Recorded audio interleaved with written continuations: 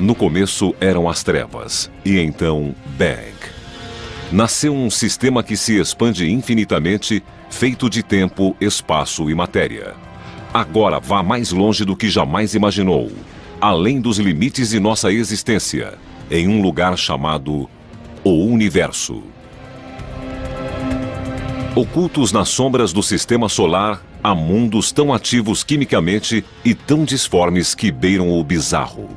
O mais chocante foi ver como o sistema solar é diferente. São as luas que orbitam os planetas do sistema solar. Antes desconhecidas ou consideradas secundárias, agora estão na vanguarda da exploração astronômica. O que surpreende é que não se parecem com nossa Lua. Os chamados membros menores do sistema solar não são de interesse menor. Que surpresas nos aguardam nessas luas misteriosas?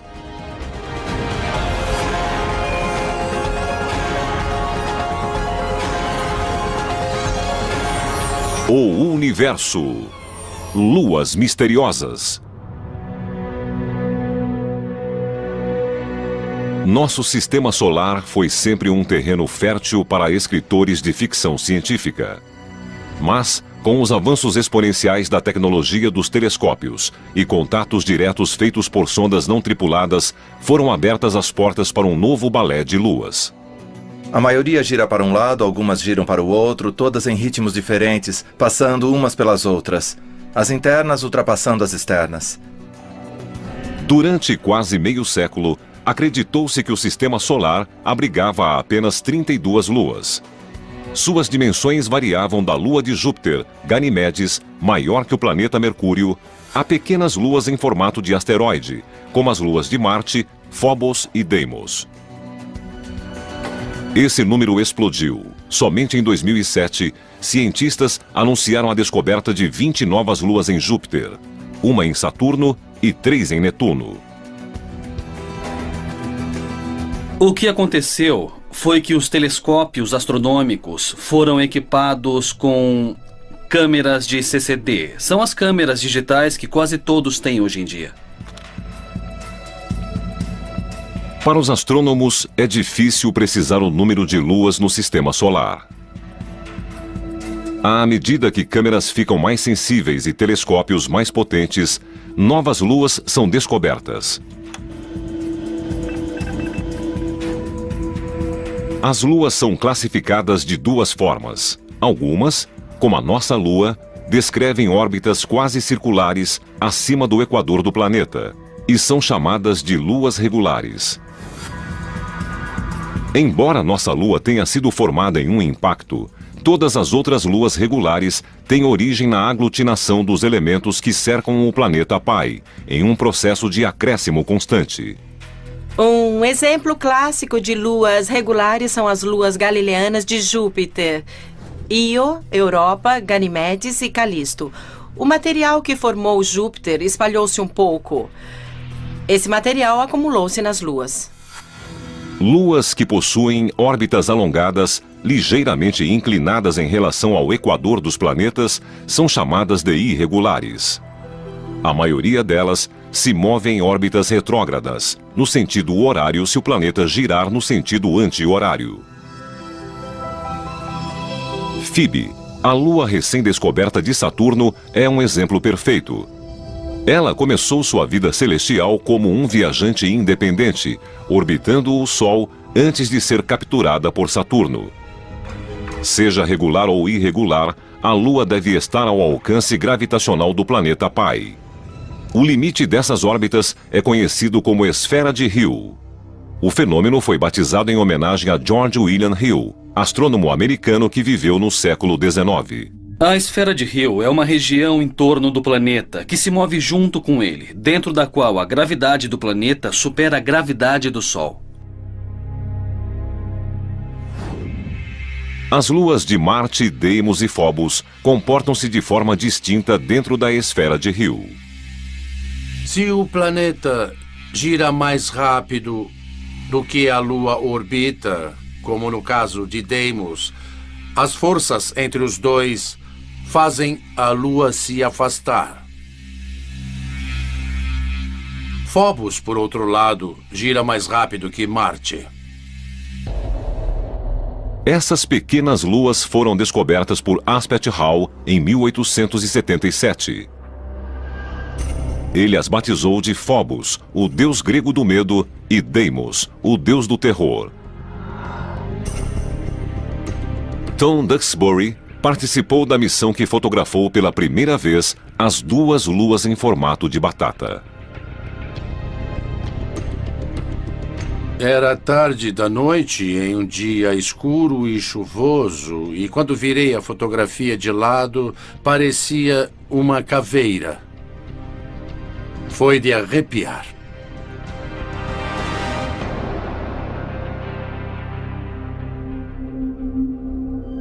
Phobos está numa espiral da morte.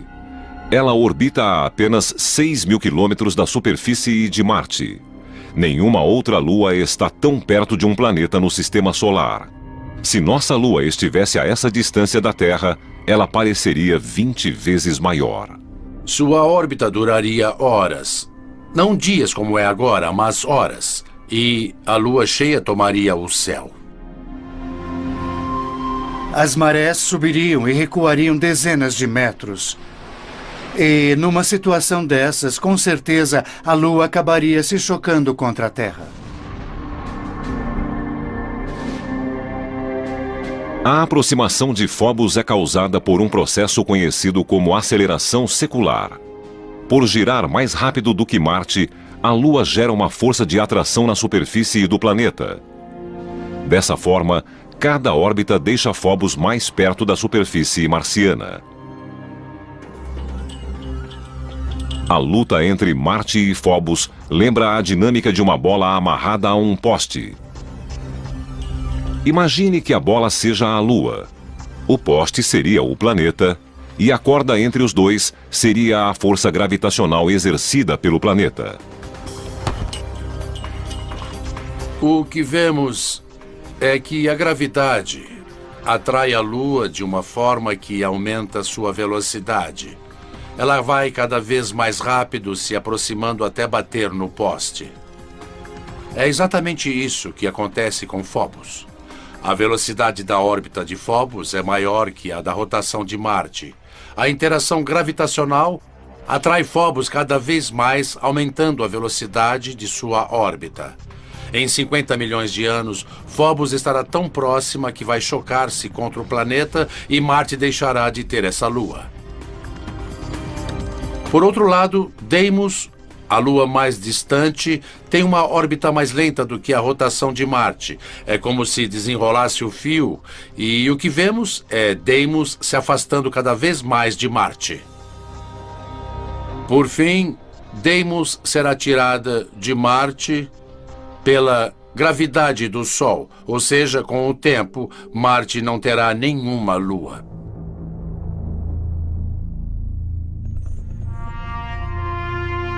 Como supera a rotação de Marte, Phobos parece nascer no oeste e se pôr no leste. Em vez de o planeta girar rapidamente sob ela, como no caso de nossa Lua e da maioria das outras, e de nascer no leste e se pôr no oeste, ela é mais rápida do que a rotação do planeta. Por isso ela nasce no oeste, passa à frente e se põe no leste.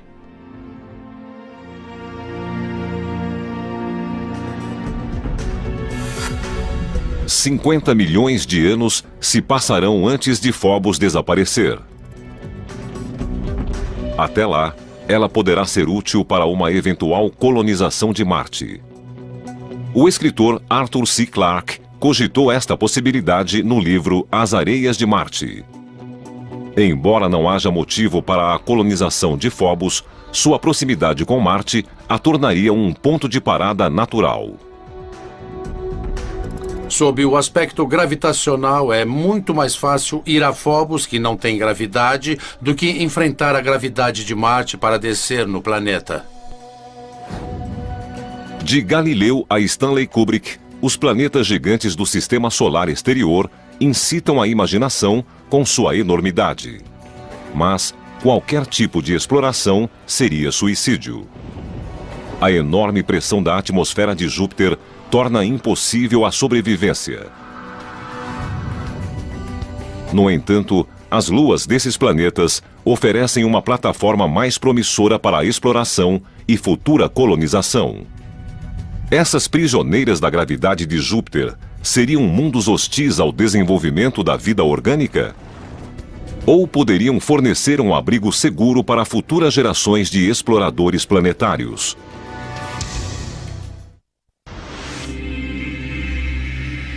Até pouco tempo, pouco se sabia sobre as luas dos gigantes de gelo e gás. Grande parte delas permanecia oculta no brilho de seus planetas. Agora, telescópios modernos e a exploração espacial não tripulada revelaram um reino ocupado por inúmeras luas, de mundos esféricos semelhantes a planetas, a luas disformes com apenas 50 quilômetros de extensão. Júpiter, o maior planeta do Sistema Solar, é um ímã de luas. Tudo começou 4 bilhões e meio de anos atrás, com uma enorme nuvem gasosa que colapsou em si mesma. Esse processo, conhecido como acreção, deu origem ao sistema joviano.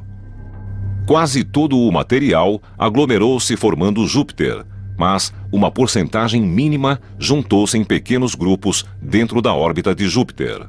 Essas mini-acreções solidificaram-se e formaram as luas regulares de Júpiter: Io, Europa, Ganimedes e Calisto. À medida que Júpiter coalescia, sua enorme força gravitacional atraía pequenos resquícios do nascimento do Sistema Solar. Os planetas gigantes se formaram em um ambiente gasoso rico, em que havia muito material por todo o Sistema Solar que ainda podia ser capturado. O número de luas de Júpiter varia de 60 a 200 dependendo de quem as conta. O mais certo é que, se fosse possível ficar no limite da atmosfera gasosa de Júpiter, quem olhasse para o céu veria uma dança magnífica de objetos lunares. Seria muito bom poder ver as luas. De tempos em tempos, Io passaria. A cada 2 vezes que Io passasse, veríamos Europa ao mesmo tempo. E a cada 4 passagens de Io, veríamos Ganimedes. Um membro deste elenco joviano é tão afetado pela massa de Júpiter que literalmente sofre implosões. Em fevereiro de 2007, a nave New Horizons, a caminho de Plutão, voltou suas câmeras para Io. Io tem o tamanho aproximado da Lua terrestre e orbita a 420 mil quilômetros da superfície de Júpiter. O que a diferencia das outras luas jovianas é seu vulcanismo espetacular. As câmeras registraram fotografias detalhadas de lava incandescente em toda a superfície de Io. Uma enorme nuvem de poeira com 300 quilômetros de espessura ergue-se sobre a superfície da Lua. Assim como todas as luas regulares de Júpiter, Io recebe o nome de uma amante do deus Júpiter, da mitologia romana. Ela foi descoberta por Galileu em 1610. A Lua foi fotografada pela primeira vez pela nave Pioneer em 1974 e pela Voyager em 1979. Sua atividade pulsante vem intrigando cientistas há décadas. A Io expele cerca de 1 tonelada de material por segundo, a cada segundo de cada dia. É uma máquina fenomenal. Eu gostaria de ir a Io, mesmo sendo perigosa, quente e sulfurosa. Io é pequena demais para ter mantido o núcleo derretido desde a formação. Algum processo misterioso deve ser o responsável pelo aquecimento. O interior de Io deve permanecer derretido, porque é pressionado demais quando orbita Júpiter. O processo é conhecido como aquecimento friccional. A força gravitacional de Júpiter causa atrito no núcleo de Io. Da mesma forma que um escultor molda um bloco de argila, Júpiter está incessantemente criando sua própria obra-prima. Se uma lua sofre o efeito do aquecimento friccional, ela se torna maleável. Ela pode ser esticada como argila e deformada pela gravidade do planeta pai. A superfície da Lua é fria. Ela se parte da mesma forma que a argila quando se puxa rapidamente. Mas o interior, que é quente, pode fluir, ser esticado e moldado pela gravidade do planeta pai. Luas regulares costumam ter órbitas circulares. Para produzir aquecimento friccional, uma lua deve possuir uma órbita mais alongada na qual a distância do planeta mude radicalmente durante uma única revolução. Essas órbitas excêntricas ocorrem somente quando são influenciadas pela gravidade de outra lua. Quando uma lua está numa órbita excêntrica não circular, ela se aproxima e se afasta de seu planeta pai. Assim, ela é achatada e puxada quando está mais próxima. Io está em ressonância orbital com outras duas luas, Europa e Ganimedes. Enquanto Júpiter e Io lutam para estabelecer uma relação sincrônica, Europa e Ganimedes puxam Io em direções opostas. Júpiter a puxa de volta e Io é esticada e comprimida no processo. O aquecimento friccional em Io, responsável por seus grandes vulcões, tem um efeito colateral. Ele cria o maior objeto visível estacionário no sistema solar. Uma enorme nuvem gasosa 500 vezes maior do que Júpiter. Em 1990, o professor Michael Mendilo e sua equipe da Universidade de Boston descobriram uma grande nuvem gasosa espalhando-se de um lado a outro de Júpiter. Eles foram os primeiros a fotografar a nébula por inteiro, descobrir suas origens e o mecanismo que a faz crescer. A Io é muito pequena e não possui atmosfera, mas seus vulcões estão continuamente expelindo um material que poderia ser uma atmosfera. Mas você poderia perguntar por que não tem uma enorme atmosfera se todos os vulcões estão ativos há eras. Bom, é porque o material escapa. O principal gás é o sódio. Embora represente apenas 5% dos materiais expelidos por Io, ele é facilmente detectável por telescópios na Terra. O sódio emite um brilho alaranjado. Na verdade, o sódio é comumente utilizado para iluminar as ruas de muitas cidades do mundo todo. As moléculas do sódio e de outros gases são projetados pela luz do Sol em elétrons no campo magnético de Júpiter. Elétrons e prótons são liberados por algumas dessas partículas e ionizam. Os íons, na forma de plasma, são carregados pela poderosa magnetosfera de Júpiter. A velocidade aumenta de forma dramática em função do campo magnético. É como dar uma volta em um carrossel cósmico.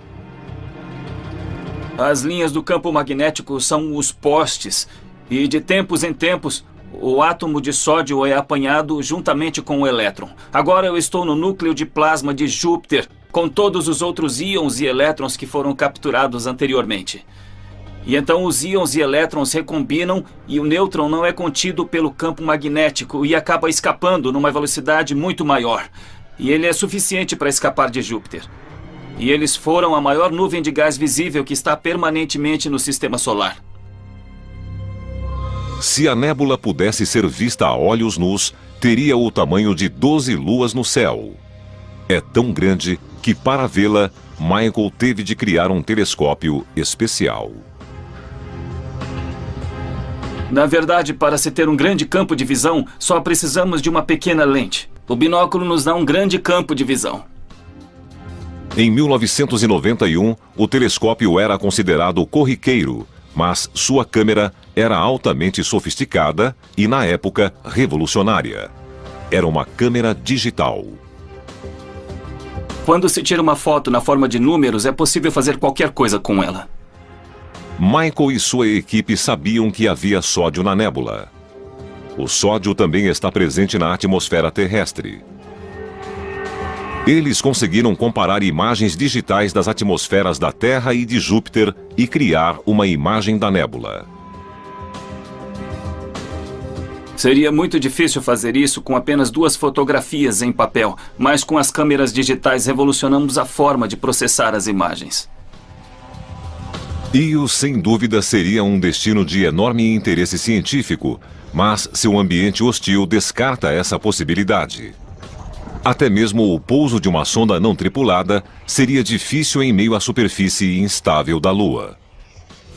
Mas há outra Lua em torno de Júpiter que pode não somente permitir a exploração humana, mas, possivelmente, sustentar suas próprias formas de vida. Europa é um dos objetos mais fascinantes e enigmáticos do nosso sistema solar. Totalmente diferente de qualquer outro lugar e diferente de qualquer coisa na Terra. A superfície apresenta fissuras, possui terrenos modelados, terrenos caóticos e parece que tem icebergs em algumas áreas. Sabemos que Europa é uma lua extraterrestre, mas será que abrigaria formas de vida extraterrestres? O universo, luas misteriosas. Europa orbita a 640 mil quilômetros da superfície de Júpiter, cerca de o dobro da distância de Io. Assim como a prima, ela também é moldada por ondas gravitacionais. Júpiter tem a maior influência. Sua massa, como um amante persistente, puxa a Lua relutante em sua direção. Europa resiste com a própria gravidade, e eles formam uma espécie de simbiose, centenas de milhares de quilômetros acima do gigante gasoso. Mas não é apenas Júpiter que puxa a Europa. A pequena Io e a outra prima, Ganimedes, puxam a Europa de diferentes direções. É a mesma ressonância orbital que exerce um efeito dramático em Io. No entanto, os resultados são bem diferentes em Europa. Sua superfície é fria, 320 graus Celsius negativos em alguns lugares. Mas há um aquecimento. E o que existe na superfície de Europa também é o que a torna tão interessante: água.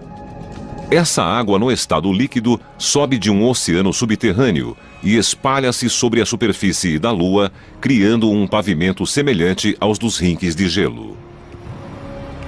O oceano da Europa é raso e fica apenas a 15 ou 20 quilômetros abaixo da superfície. A água foi o berço da vida na Terra. Poderia ocorrer o mesmo em Europa ou em outras luas? Oceanos congelados em satélites talvez sejam os habitats mais comuns do universo.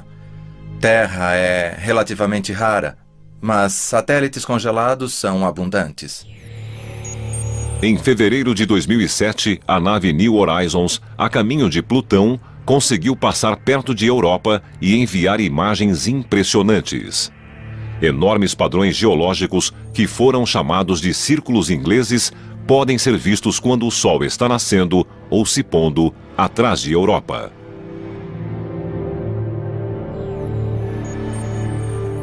Eles são muito grandes.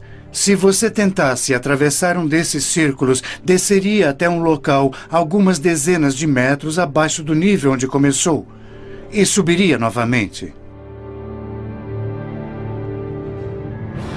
A semelhança dos círculos ingleses de Europa com os encontrados aqui na Terra termina quando levamos em conta as dimensões. Cada um deles tem de 3 a 5 mil quilômetros de diâmetro. Eles são rasos demais e muito uniformes para serem crateras criadas por impactos. Asteroides e cometas possuem diferentes tamanhos e formatos. Os círculos de Europa são geologicamente muito semelhantes. Embora nada tenha sido provado, tudo indica que a grande massa de Júpiter seja a responsável por eles. Supõe-se que o gelo que cobre a Europa não é preso ao núcleo da Lua. Em vez disso, flutua sobre o oceano abaixo como um iceberg esférico. A região polar teria sido moldada por Júpiter e, ao longo de centenas de milhares de anos, deslocado-se em direção ao Equador. Isso formaria uma série de pequenas depressões circulares a partir da região polar em direção ao Equador. Se a crosta de gelo em Europa possuir estrutura semelhante aos icebergs na Terra, a maior parte dela estará abaixo da superfície do oceano. Isso teria enormes implicações para explorações futuras. Significa que abaixo dela deve haver uma quantidade de gelo 8 ou 9 vezes superior para que esse tipo de topografia exista. A teoria do iceberg derruba a crença de que o oceano de Europa pode ser facilmente alcançado através de uma fina crosta. O mapeamento por radar e por radiação ultravioleta será ainda mais importante antes que uma sonda pouse na superfície da Lua. Futuros exploradores terão de procurar os pontos por onde a água do oceano chega à superfície e, a partir deles, encontrar um meio de chegar a ele. Os mesmos exploradores talvez decidam montar uma base de operações em Ganimedes, a maior lua de Júpiter. Assim como Phobos serviria como ponto de parada na exploração de Marte, Ganimedes teria a mesma função no sistema joviano. A Lua é maior que o planeta Mercúrio e sua gravidade, entre todas as luas de Júpiter, é a mais próxima da gravidade terrestre. Embora esteja em ressonância orbital com Io e Europa, está longe o bastante de Júpiter para ser menos afetada pelas forças de atração do gigante gasoso.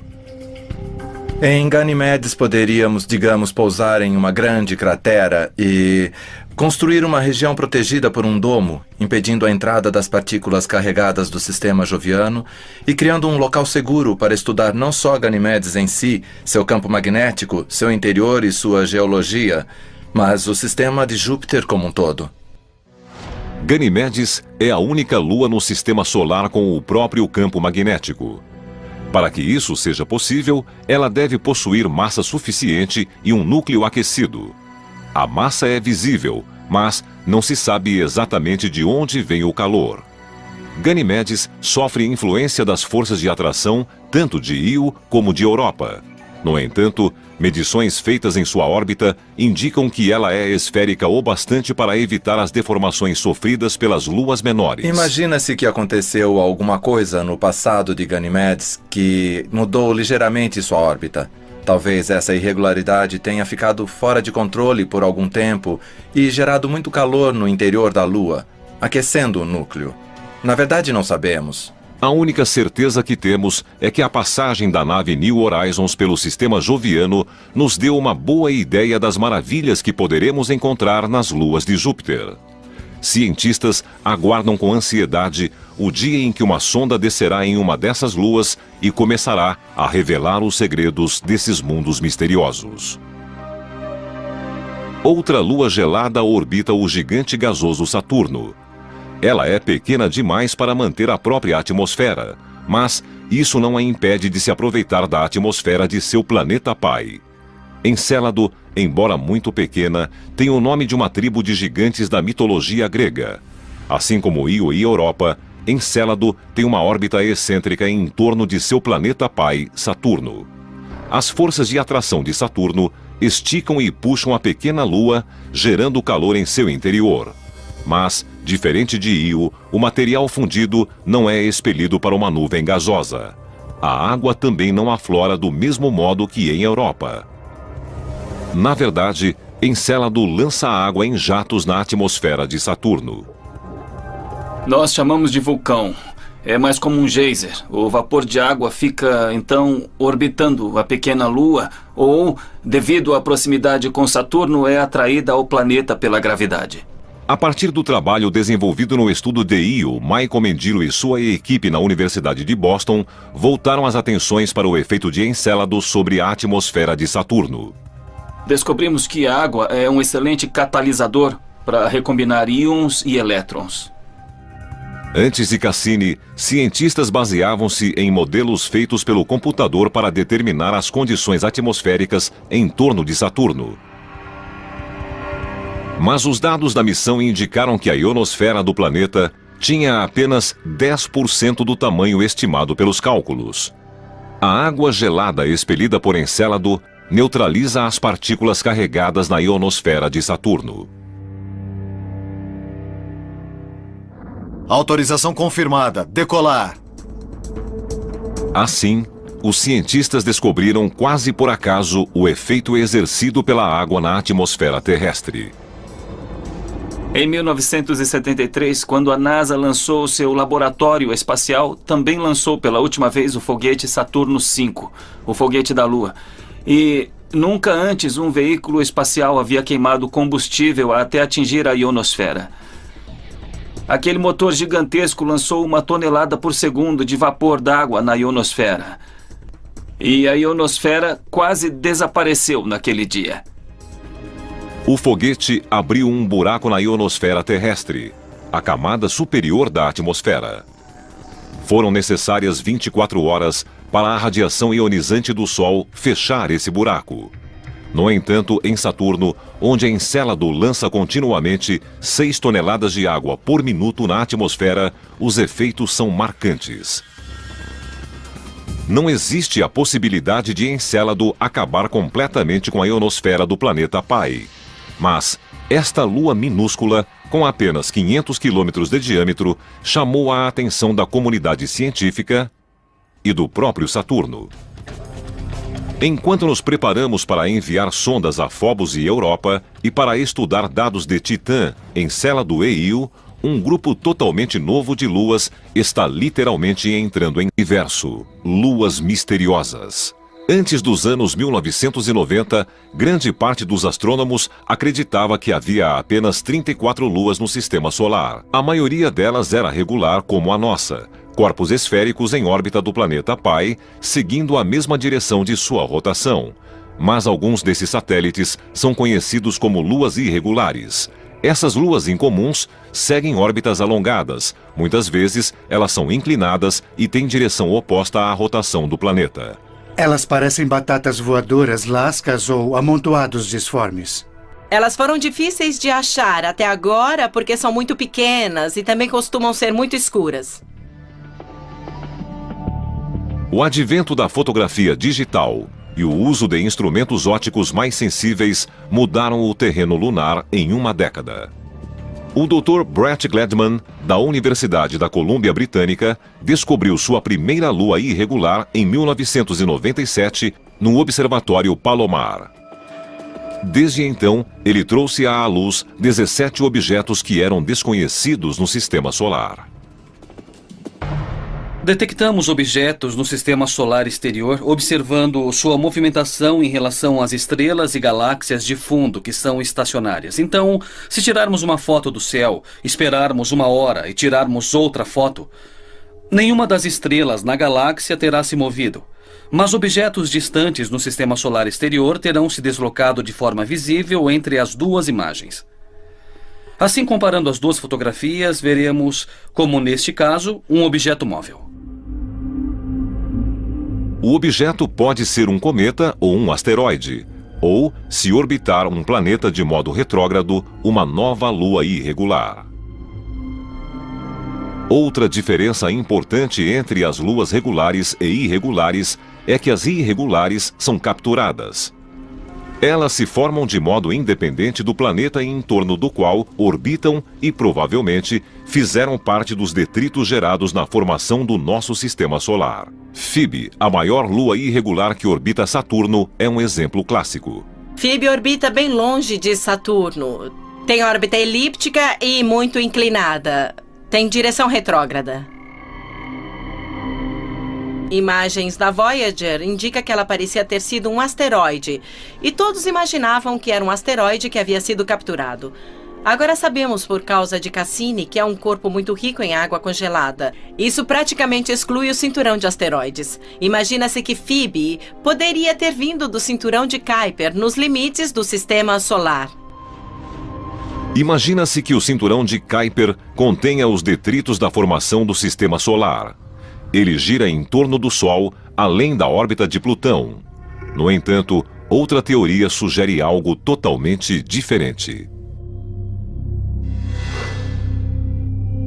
É muito mais provável que Phoebe tenha se formado numa órbita independente em torno do Sol e depois capturada na órbita de Saturno, enquanto os outros objetos se formaram próximos de Saturno ou foram incorporados pelo planeta ou ejetados do sistema solar.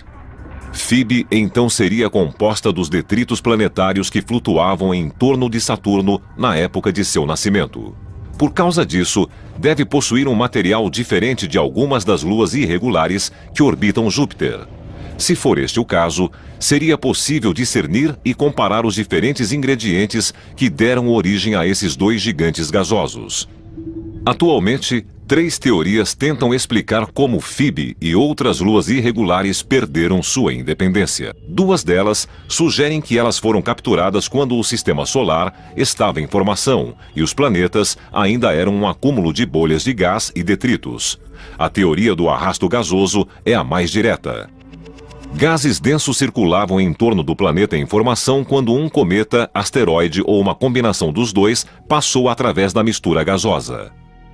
Nós sabemos que os planetas gigantes construíram seus sistemas de satélites em grandes discos em torno deles, uma espécie de mini-sistema solar ao redor de cada planeta. E o gás e a poeira presente nesse disco também funcionam como fontes de atrito, onde planetesimais de passagem reduzem a velocidade, são capturados e entram em órbita. A segunda teoria é uma variação da primeira e, por vezes, é chamada de teoria da atração. Neste caso, em vez de ser capturado ao passar pelos gases em acreção, o objeto é puxado para a órbita do planeta em formação pela força gravitacional crescente. As 2 teorias de captura funcionam bem nos casos de Júpiter e de Saturno, porque a quantidade de matéria durante sua formação era grande o bastante para reduzir a velocidade dos objetos passantes. Mas o mesmo não acontece nos caos de Netuno e de Urano. Devido ao frio extremo, os 2 planetas formaram-se muito mais lentamente, e é difícil acreditar que os materiais aglutinados possuíam massa suficiente para deter um objeto em movimento no sistema solar. No entanto, os 2 planetas possuem luas irregulares. Assim surgiu uma terceira teoria, a da interação de 3 corpos. Descobrimos que muitos objetos são, na verdade, mais que um objeto. Costumam ser 2 objetos, normalmente. Isso ocorre porque eles têm mais ou menos o mesmo tamanho e têm uma relação binária. Em vez de ser um objeto grande com um objeto pequeno em torno dele, assim, deste jeito, são 2 objetos do mesmo tamanho girando numa órbita comum aos 2, em torno de um baricentro. Um par binário existe quando 2 objetos do mesmo tamanho estão próximos o bastante do baricentro para evitar que um terceiro objeto de dimensões maiores os separe. Mas, quando um dos elementos do par binário é consideravelmente maior que o outro, um terceiro elemento de maior porte tem uma chance maior de separá-los. O menor tenderá a descrever uma órbita muito maior que o manterá mais distante. Isso faz com que o objeto menor se aproxime o bastante do planeta para ser capturado, enquanto o parceiro é lançado em uma órbita independente. Uma lua, no entanto, parece desafiar a classificação. Tritão descreve uma órbita retrógrada em torno de Netuno, no sentido oposto à rotação do planeta. Isso a tornaria uma lua irregular. No entanto, ela é esférica e orbita próxima ao Equador em uma circunferência quase perfeita. Essa é a descrição clássica de uma lua regular. Ela também emite misteriosos jatos gelados, indicando que já tinha sido ou possivelmente ainda seja vulcanicamente ativa. O Universo. Luas misteriosas. Antes que Voyager 2 fosse ao sistema solar exterior, Tritão era considerada uma bola rochosa sem vida de tamanho aproximado ao de nossa Lua. Quando a nave enviou fotografias revelando um mundo com montanhas, falhas geológicas e fissuras indicativas de movimento tectônico, além de uma atmosfera densa, todos ficaram impressionados. Forças geológicas, comumente associadas a planetas muito mais quentes e maiores, podem estar ocorrendo em uma lua congelada ligeiramente maior do que a nossa. A Voyager não detectou vulcões ativos em 1989. No entanto, assim como em Encélado, periodicamente surgem geysers na superfície do satélite. A maior surpresa não é a ocorrência dos processos geológicos em si, mas o fato de acontecerem em uma lua irregular como Tritão. A maioria das grandes luas no sistema solar são satélites regulares, com exceção de Tritão, a maior lua de Netuno, que orbita no sentido errado. Por isso, imagina-se que Tritão seja um objeto capturado. Uma lua capturada que age como uma lua regular. Como um objeto do tamanho de Tritão reduziu tanto a velocidade a ponto de não passar pela atmosfera de Netuno ou de colidir diretamente contra o planeta.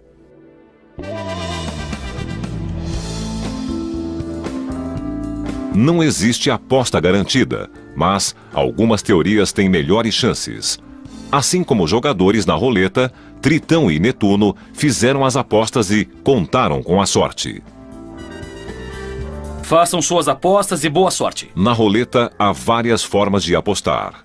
A probabilidade de ganhar é diferente em cada uma delas, e como em qualquer jogo de azar, quanto menor a probabilidade, maior o prêmio. Tritão pode ter sido capturada por Netuno de 3 formas diferentes.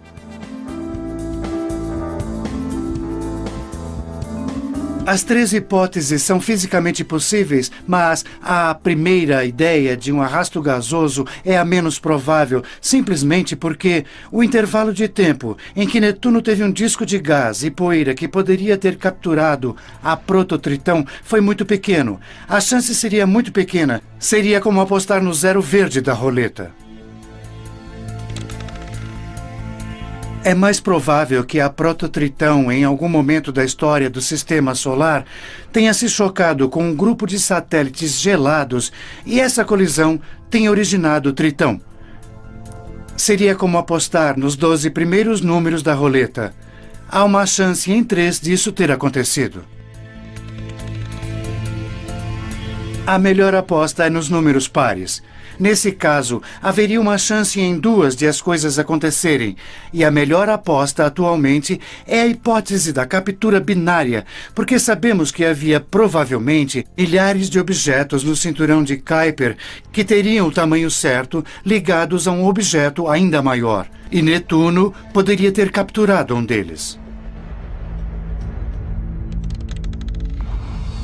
Ninguém sabe qual foi o número vencedor nos primeiros dias do Sistema Solar, quando Netuno capturou Tritão. No entanto, assim que começou a orbitar o planeta de forma irregular, Tritão começou a destruir tudo em seu caminho. Netuno não tem um sistema de satélites muito regular. Imagina-se que a captura de Tritão atrapalhou o que teria sido um sistema regular, como o de outros planetas.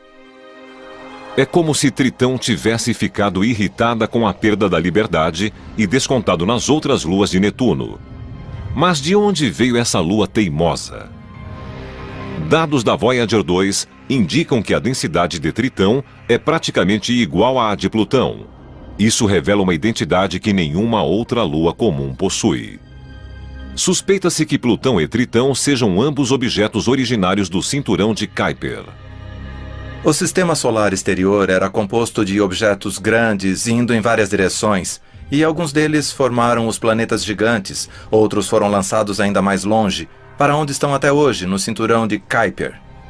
Colisões, acreções e capturas reduziram o que já foi uma grande estrada de materiais de construção planetária. No início da história do Sistema Solar, o cinturão Kuiper deve ter tido objetos muito maiores, acumulando uma massa equivalente a 50 terras. O cinturão atual tem massa menor que a de uma terra. O que resta no cinturão de Kuiper é tão antigo quanto o próprio Sistema Solar. O material que compõe os objetos binários, estilhaços de colisões e até mesmo algumas luas desconhecidas não mudou nos últimos 4 bilhões de anos. É incrível como as luas são diferentes no Sistema Solar exterior. Na primeira vez que eu fui a um instituto de astronomia nos anos 60, não havíamos visto nenhuma das luas. Eram pequenos pontos no telescópio. Por isso não fazíamos ideia da diferença. O mais chocante é conhecer a variedade existente no Sistema Solar. Isso surpreendeu muito a mim e a todos daquela época. Ao retornarmos para casa, voltando dos limites gélidos do Sistema Solar, impressionados com a vastidão do universo e a majestade dos planetas, vale a pena fazer uma pausa para admirar os pequenos mundos nas sombras. Essas luas distantes, antes consideradas secundárias, guardam mistérios que a curiosidade humana terá de desvendar.